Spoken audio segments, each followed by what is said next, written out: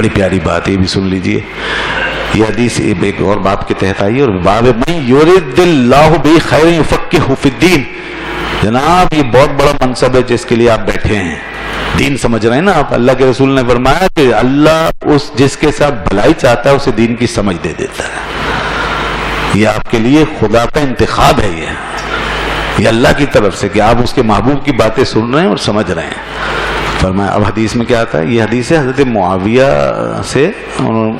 راوی کہتے ہیں میں نے حضرت معاویہ کو سنا خطیباً کہ وہ باقاعدہ خطبہ دے رہے تھے. یقول سمعت النبی صلی اللہ علیہ وسلم یقول، فرماتے ہیں حضرت معاویہ رضی اللہ عنہ کہ میں نے نبی صلی اللہ علیہ وسلم کو سنا فرماتے تھے من یرید اللہ بہ خیر یفقہہ فی الدین، اللہ تعالیٰ جس کے ساتھ بھلائی کا ارادہ فرماتا ہے اسے دین میں سمجھ دے دیتا ہے، دین کی سمجھ دے دیتا ہے. جتنی دین کی سمجھ زیادہ سمجھ لو اتنی آپ کی بھلائی زیادہ ہے. لہذا بھلائی اگر چاہیے تو دین سمجھو. دنیا جو سمجھتے ہیں ہم وہ دنیا کے اندر ہی کام آ جاتا ہے، لیکن آخرت میں مرنے کے بعد جو کام آئے گا وہ جو دین سمجھ کے جائے گا. اور جتنا دین سمجھ کے جائے گا اتنا ہی آخرت میں اس کو اپنا درجہ پائے گا. وہ جیسا کہ فرمایا یرفع اللہ الذین آمنوا منکم والذین اوتوا العلم درجات، اللہ ان کے درجے بڑھاتا ہے جو علم میں آگے بڑھتے ہیں، درجے بڑھتے ہیں ان کے. اس لیے دین کا علم ضروری ہے، آخرت کے لیے ضروری ہے اور اپنی حقیقی اصلاح کے لیے ضروری ہے. ایک حدیث میں آتا ہے من لم یتفقہ فی الدین لم یبال اللہ بہ، جو دین کو نہ سمجھے اللہ کو اس کی پرواہ نہیں، اللہ کو اس کی پرواہ نہیں. بھئی آپ اگر میری چیز میں دلچسپی نہیں لیں گے تو میں آپ کی پرواہ کیوں کروں گا؟ اگر میں آپ کی چیز میں دلچسپی نہیں لوں گا تو آپ میری پرواہ کیوں کریں گے؟ سیدھی سی بات ہے.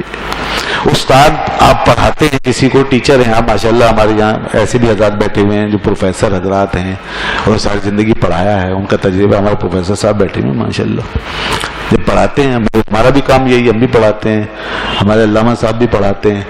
ہم جب پڑھاتے ہیں اور کوئی بچہ نہیں پڑھتا، یقین جانیں دل کھٹا ہو جاتا ہے اس کی طرف سے.